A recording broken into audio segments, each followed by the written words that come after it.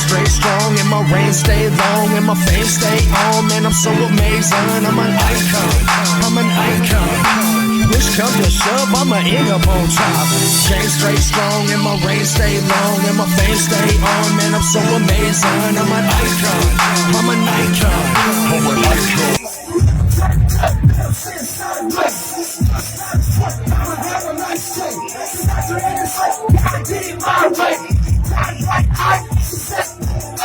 Money in my pocket and I'm walking in the clouds. Got these haters in my life and they cannot bring me down. With this music turned up, yeah, really, really loud. And I'm smoking on this loud cause I cannot put it down. FCR 247, you're live in the mix. I'm your host, Twism White Peace. Today, I've got a unique interview for you. It's not your actor, it's not your scientist, it's not your PR producer or whatnot, but this guy right here went from behind the scenes to in front of the scenes, and that is worth noting. So without further ado, battle rap icon and up-and-coming star himself, man, Anderson Burrus. My man, how are you doing today, bro? Doing great, man. I appreciate that introduction. It's very, very nice of you. No worries, man. I like I said, like I told you in the little thing we just got done talking about, I stumbled upon your stuff and was really interested in the way that you use not only a comedic approach, but you also you got some real talent with that pen, bro. That pen that's nasty, bro. Good job on some of those. Especially, I love some of them London ones, bro. I love the way. One of the things that I really admire real quick, man, is how you use some bars that just go right over people's heads, man. Like they don't even pick up on some of the stuff you're laying down. So it's good. I like it. How did this all come about, man? Where'd you get the start? What developed Anderson Burrus into a battle rapper? I mean, yeah, that's a good question. So I started rapping when I was like 15 years old. I was on the basketball team, and some older kids were freestyling in the back of the bus. And at that point, I had kind of become obsessed with hip hop, and I love the genre. And so, I had seen, I didn't see 8 Mile because, it's rated R, so I'm not allowed to see it, but I did download the battle segment from like LimeWire. And so I was listening to that all the time. So I knew like what battle rap was. And so I went in the back of the bus with them. They kind of called me out and we did a freestyle battle. And it was the first time in my life that I really have this memory of being naturally good at something. Up until then, I just kind of struggled in school. I wasn't great at sports. I wasn't good at many things, but I could feel the ability to put words together. I knew I was better than the average person trying it for the first time. And that got me really excited. And I quickly became, the best rapper at a school with 60 kids in the class. So it was a small accomplishment, but it was, that's kind of like what I poured myself into. And so, yeah, throughout high school, I started making music, started reporting myself, filming, music videos, because I'm in a very small school. There's just not many people that are into kind of the arts like I was. Mm-hmm. So I went to NC State for college and really got plugged in with like a cool like a weekly cypher, just like rappers around Raleigh, North Carolina. Gotcha. We'd all come together and just freestyle. And then I started doing like the freestyle battles in 2013, like 2012, 2013, and loved kind of the art of freestyle battling. And did that for a little bit. Then I got my first chance probably in 2015 to do like a written battle. And I grew up like loving King of the Dot, URL, that type of stuff. And so when I got the chance to do like a written battle, my goal was to do one just so I could kind of scratch it off my bucket list and be like, cool, I did like a written rap battle. Yeah. But it was so much fun. And I feel like I that's another one like, I think I'm really good at this. And so I just kept on doing it. And as I was doing it, I started looking at the footage, and I didn't really like how my battles were looking. So I wanted to, I was filming my own music videos, my own, I was doing everything myself. So I'm like, why not just film my own battles too? So I got plugged in with the local league out here, AVL, and I was doing their videography too, filming their events, and I was battling on their league as well. And so yeah, it kind of became a one-man army with that, and then got the chance to connect with iBattle with Lex Luthor in New York. And he got me plugged in with URL, the chance to kind of get into the crucible. And URL is like the NBA of battle rap. And so I got into kind of the NBA of battle rap through him. And each kind of like level of that, I kept on being like, this is probably where I'm at. This is like probably where everyone else is better than me. And this is probably my ceiling. But I kind of kept on going up. And I'm like, I feel like with enough time to prepare, I can kind of beat just about anyone. And I got my confidence grew, and you know, and the more you know, I'm video editing and stuff like that. I really kind of carve out a lane on social media, and editing and stuff really helps me kind of like figure out like what does the crowd, what do people like to see, and that helps me write. So I kind of write with the editing in mind, like for clips and stuff. And so, yeah, all of that to say that's kind of how it started and kind of the trajectory and how I ended up being here. Okay. All right. So when you were back in your high school days, now, obviously, trying to get people to take you seriously, that requires a level of commitment, that, one that you hardly find in some people. Some people just don't possess that commitment to just follow it all the way through. So during your course of trying to build yourself during the high school, what was the biggest challenge? What was your most frustrating aspect to try to overcome? There wasn't one. I think I was really insecure as a kid. And I think when I found something, because all my friends were just like really good at sports or school and stuff. And I think when I found something that I looked to like my friends that are like incredibly just brilliant or really athletic, and I was like, "Oh, this is something y'all can't do." That's just now my thing. And like it was corny. It was very corny. People were making like there were kids that made fun of me, like kind of rightfully so. It was really cringy and stuff. But I think when you find a lane for yourself that you just know this is like, even if I make no money, even if I go nowhere with this is like my identity. This is who I am. Like hip hop has been my life, since I was, very, very young. This is like what I'm going to do. Like I'm not, maybe not professionally, but this is going to be the thing that I pour my soul into. And so like, I think I look back, I was just talking to a friend from high school the other day, and he was talking like, people were really making fun of you. And I'm like, I don't even think, I didn't even, that didn't cross my mind. It's just like, cool. Like okay, I'm doing this. This is like, I felt like, I felt very confident in my ability that I was really good at this, and just kind of kept that mentality all throughout, my career in this. And so, yeah, it was pretty easy coming up. All right. So once you got out of high school, you, like you said, you started connecting with these individuals that had, certain platforms or certain opportunities that, may not exist where other people live at. So you had to come up out of your comfort zone. Like you said, it was a small school that you were in, 62 a class, that kind of thing. So that transition, did that ever, did you ever feel any shaky did you ever be like, damn, looking around and be like, wow, this is quite different than where I started from? Yeah, I think so. But I think that knowing that I came from a very small school, my assumption kind of leaving the small school was like, I'm going to run into people that are like way, way, way better than me. And then when I kind of ran into like a lot of people, there were people that were incredibly good that were definitely better than me. But I didn't see anyone that I was like, this is a level I could try my entire life and I'll never reach. I was like, I think that that's something and maybe I couldn't do what they do, but I could, I think I could hit, I think I can see like, their ceiling and mine, and it's about the same. And so, I think the more people I met, the more experiences that I got to like rap with people.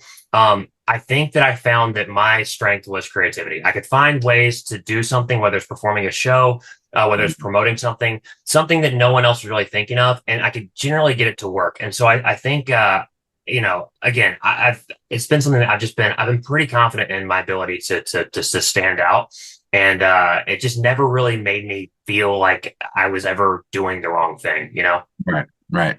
Now, so you obviously, you said you've been a part of hip hop your entire life. That's something that you've, lived and breathed, so to speak. Some of us, we absolutely relate to that. We understand that. Just from own personal experience, I've spent my entire life ever since I was almost as long as I can remember. You know, the times have changed. Acceptability of certain, characteristics in entertainment have changed. What was harder back then is easier now. What took more time back then takes less time now. So have you found that during your time you have seen anything that you might have wished was the way it was back in the day? Is there anything as far as your part of your battle rap career that you want to say you wish this part of it had never changed? It's hard to say that because I feel like all the kind of the technological limitations and stuff today, or of coming up kind of probably shaped me to the person I am now. I actually look at it completely the opposite, where I look at, we have ChatGPT, we have TikTok, we have all this stuff. Where when I was, in high school or in college, I was making cringy stuff. Like, it's very cringy, and it's not good. The potential is clearly there. Like, I clearly have potential. Yeah, yeah. But I would not want that stuff to come out because it's not very good. But if TikTok was around, I would absolutely have been posting stuff on TikTok and probably getting flamed online, and I would also be seeing people that were my own age that were just 1,000 times better than I was at that point. And that could have probably really shaken the confidence I had coming up and maybe had me kind of not taking this as seriously. But I think when you're around very few people and you are like the best rapper in your school, it's like cool. Like I think it's good to live in a certain amount of delusion, I think, at least for me.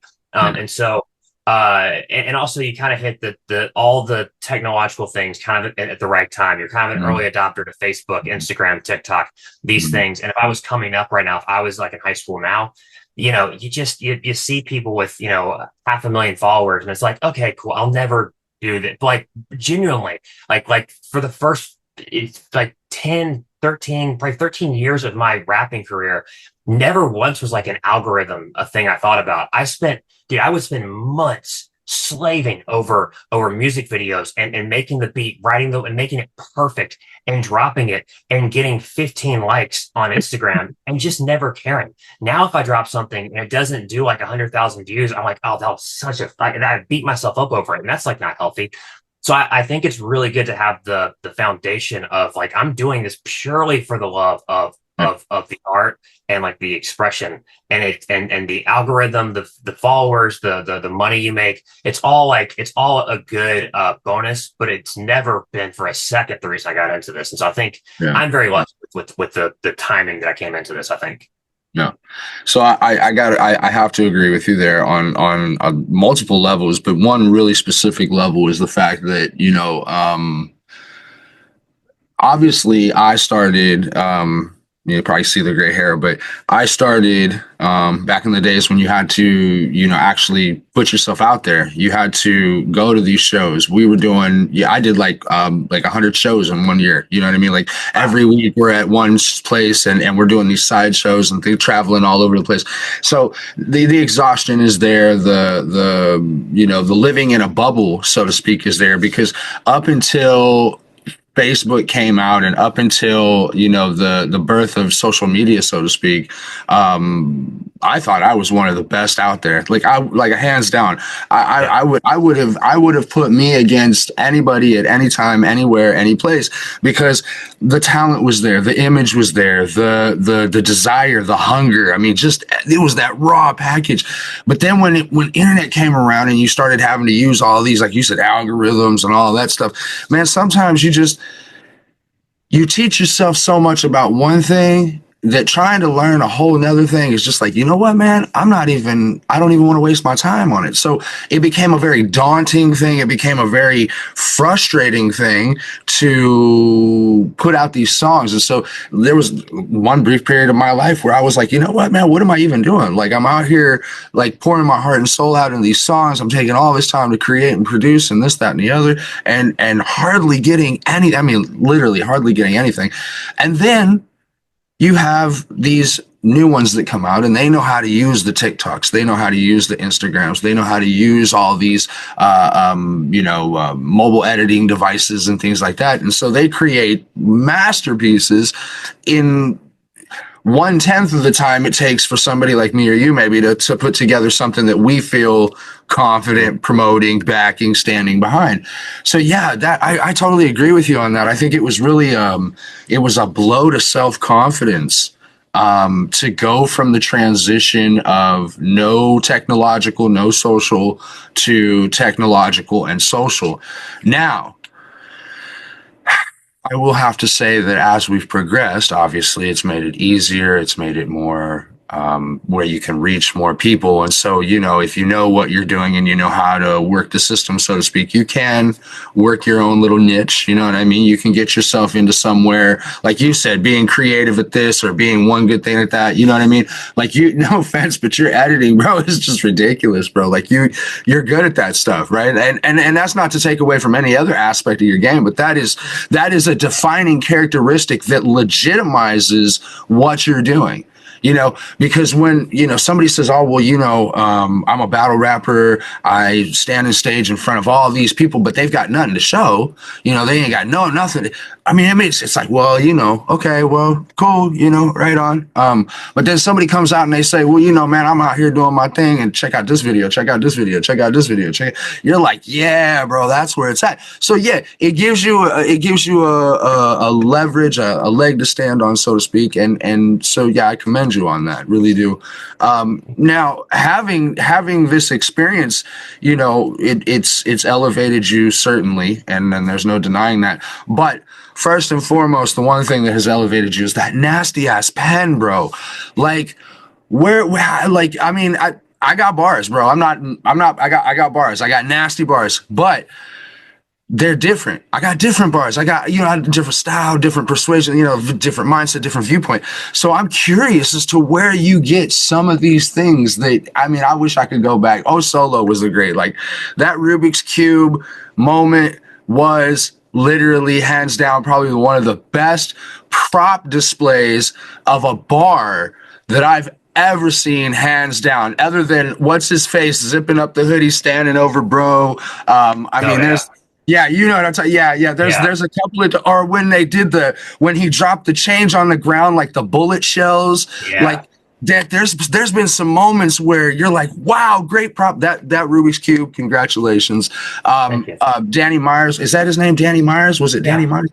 Yeah, mm-hmm. I love the way that you completely destroyed him and using nothing but what we'll probably call facts. And I mean, when you can bounce between creativity and facts, that's a healthy balance. How do you create that pen? Do you spend time? Do you actually take back, or does it just pop to you like that? I seen a freestyle once where you was just kind of, you know what I mean, popping off, so to speak. So I'm curious as to, is it more of a written thing or is it more of a freestyle thing?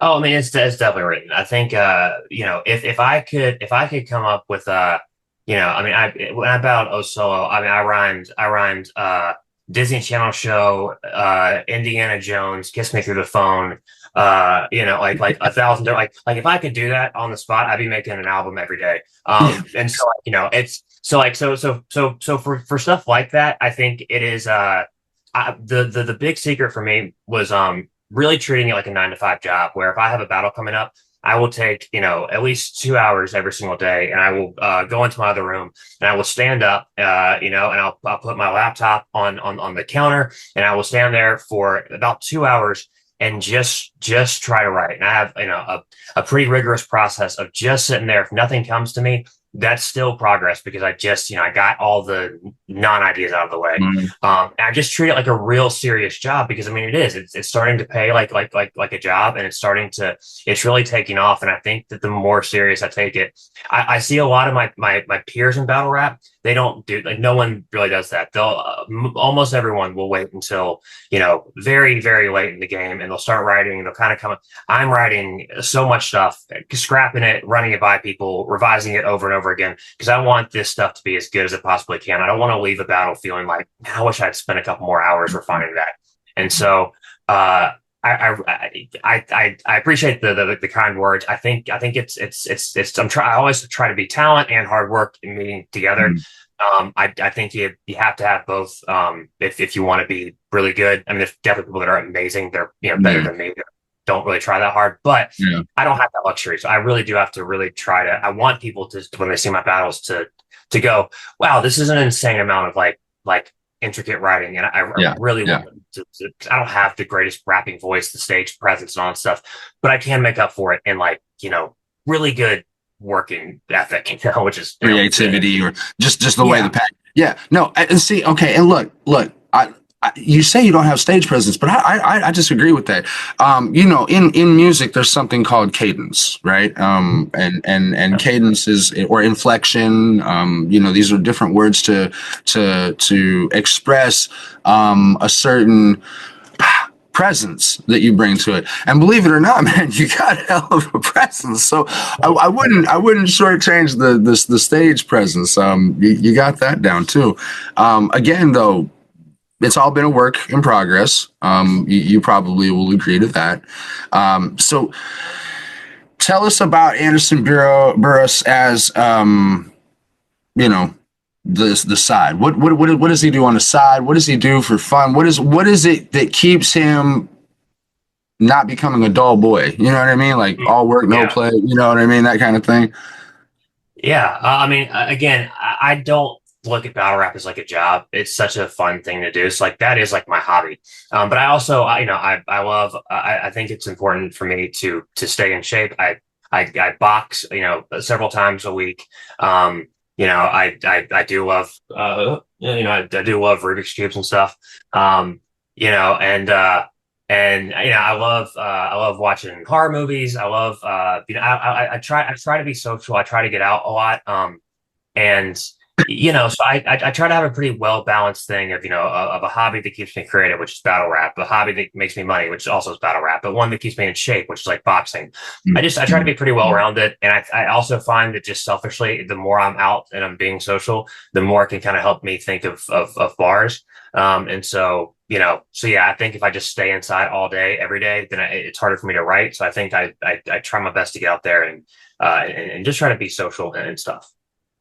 So now with this balance, obviously you tend to lean more towards, one side or the other. So it sounds like with most of us, if you're not putting your all into it, you feel like you're not putting your all into it. Mm-hmm.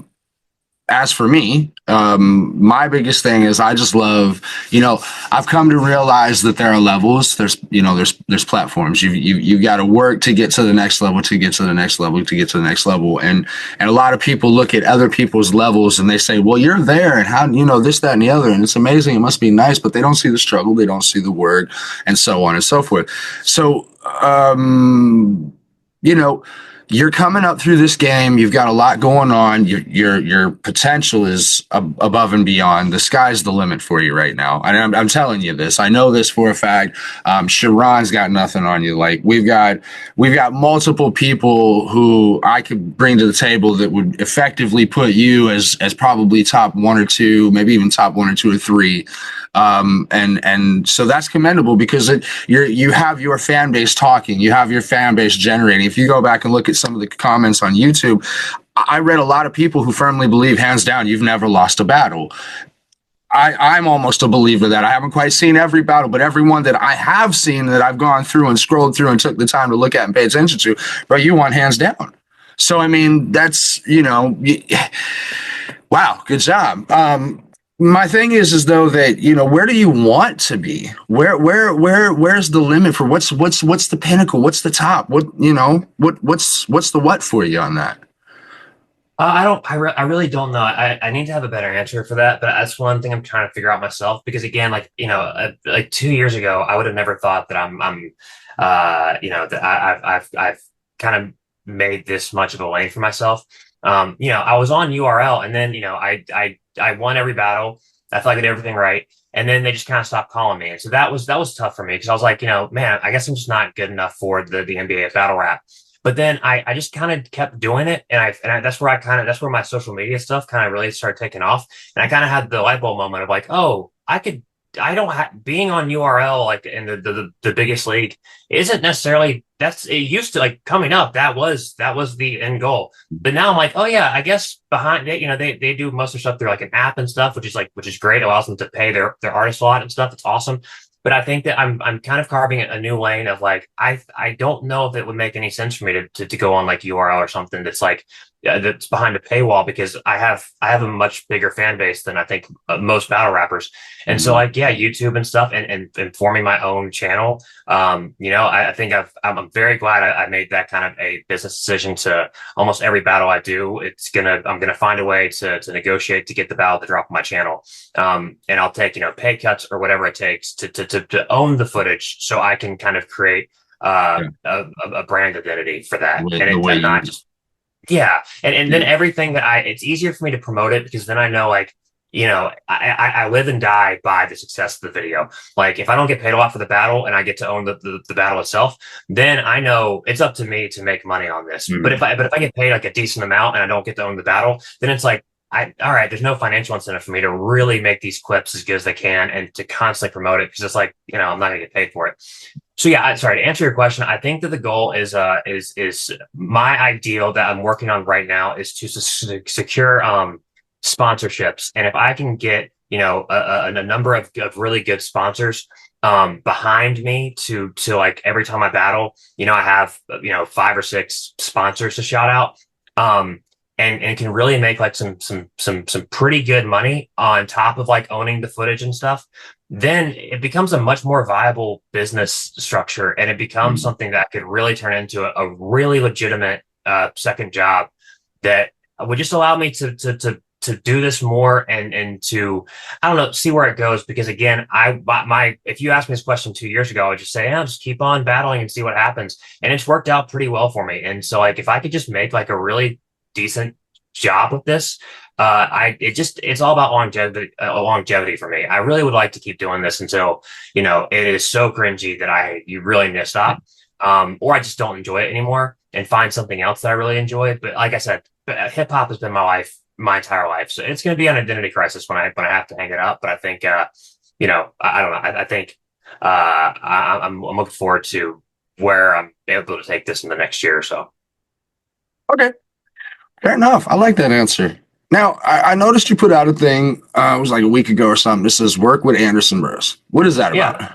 Talk to us. Tell us what that is about. Because, some of myself included, when you say work with it, I mean, this is something that we see as being, wow, very interesting to us. So you got to be a little bit more specific. You got to be a little bit more detailed, because there's a lot of people out there that would see this as a very, worthwhile addition to their resume, so to speak. Does that make sense?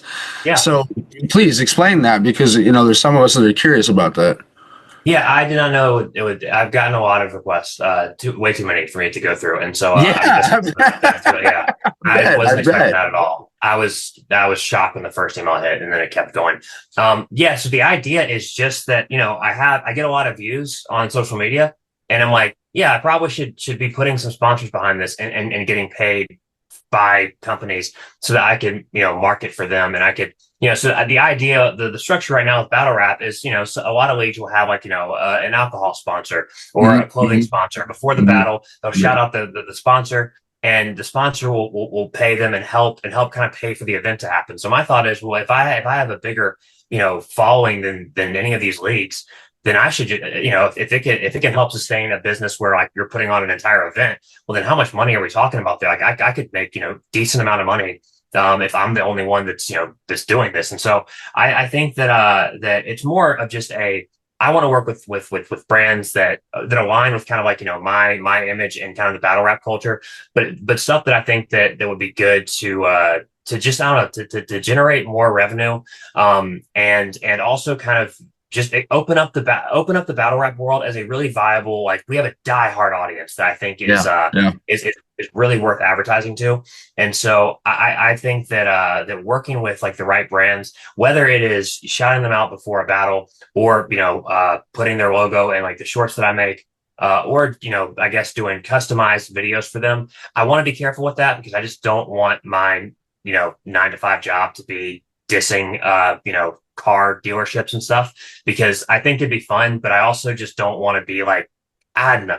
I'd have to tread lightly on that. I feel like there's you don't want to be a jingle rapper. You don't want to be a jingle rapper. Yeah, I get it, bro.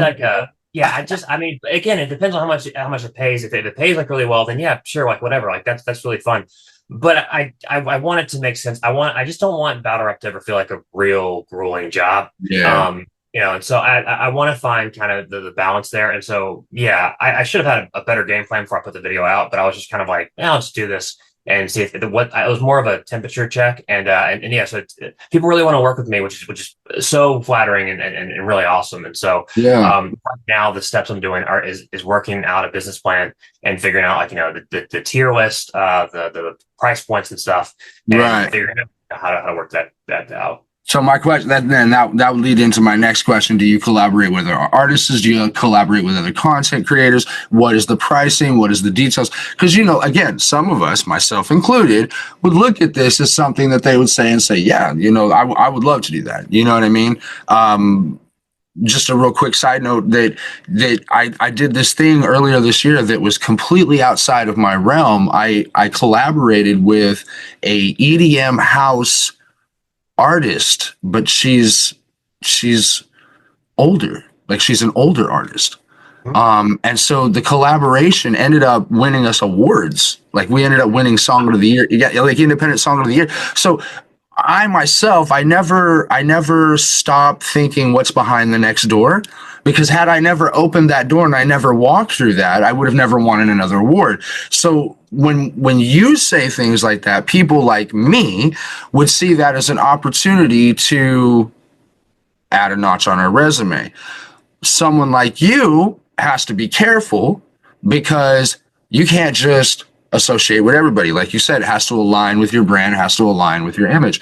So that is something that, again, I hope on the next video around that we get a little bit more detail, because I would love to, I would have no problem putting a financial amount on it. You know what I mean? Like, it's a business. I know that. I'm not stupid. You know what I mean? But when you say that, you can't just not, you know what I mean? Like, you can't not drop the details behind it, because it leaves open-ended questions that some of us would really like answered. So please, when you figure out that pricing tier, when you figure out the details, I am personally interested in working with you and figuring out, where we can meet at a collaborative effort of some sort, you know what I mean?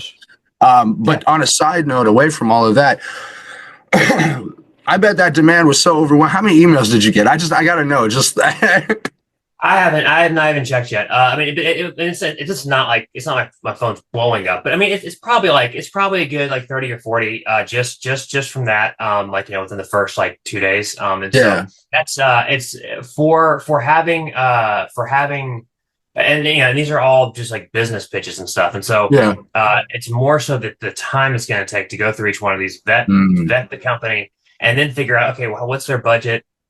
How would I make this work? It's kind of on me to figure out, how can I fit this into the thing I want to do, and does it make sense? And so it's gonna be like a job in and of itself to try to figure out, like, all right, what makes sense here. And it's also just really kind of uncharted waters. There's just not many I don't know many battle rappers that are doing this. And so it's kind of a new industry for this type of collaboration, like a personal battle rapper working with another like brand and stuff. I just don't know if it's been done a lot. And so it's kind of, there's not really like a template for this. And so I'm trying to kind of figure it out as I go along. But I mean, it's definitely exciting. I really thought that it would be a very, very cringy video that I'm like, ooh, that was stupid of me to think. But no, it's like, it's been viable. So like, I'm definitely gonna dive into that a lot. Again, let us know, please, because like I said, a lot of us are curious, a lot of us are interested, and a lot of us would find that to be something that we would take very seriously and we would be very, very interested in. So we've got about 3 minutes left or so with this one. Just with the last couple of minutes, man, what is, obviously your social media, shout it out real quick. Give us all that social media information. Yeah, that's just Anderson Burrus, ANDERSON BURRUS. It's Twitter, TikTok, YouTube, Instagram, TikTok. I'm actually just trying to get into Snapchat. I realized Snapchat has like a For You feed thing now, so I'm trying to flood that. But yeah, it's everything. So I just kind of post stuff everywhere. And yeah. All right. And then what's a 1 year goal for you? When your goal, I think I battled 5 or 6 times this year. I think I'd like to do that next year, maybe 6 or 7. And I like to have, real brands. I'd like to get the business end figured out next year. I'd like to really make this a much more viable thing that allows me to put way more time and energy and effort into this, and just try to kind of grow battle rap into the kind of the pop cultural thing that I think it once was, and that I think it can go back to being. And so that'd be kind of a goal for next year. Yeah, absolutely, absolutely. All right, and then a motivational statement. What's some words of wisdom you want to drop for some people here? Yeah, if you have a hobby and you're not enjoying it, don't do it. But if you really love doing something, then especially this creative, I would really recommend blocking out an hour to 2 hours a day and just doing something for it. Like, even if you don't have anything coming up, just do something that ties into that identity. If you're a writer, just write a page or 2 pages a day, just something that you're doing every single day to kind of reinforce for yourself your own core identity of, like, I am a creative, I do this thing. As a rapper, I try to rap every single day. If it's a freestyle, if it's just coming up with like a couple bars, if I don't have a battle coming up, something just to remind myself this is what you do. I think that's a really important thing to remind yourself. All right. FCR 247. This was the interview of Anderson Burrus, and I'm going to tell you right now, if you have not taken your opportunity to go and investigate some of the bars, some of the presentations, some of the battles that he's had, well, you are missing out. So without further delay, go shoot over now to YouTube, watch them, find them, support them, share the whole 9 yards. Twism White Peace. I wish every one of y'all a blessed day. Thank you for tuning in. All right, brother. Thank you, man. Appreciate it.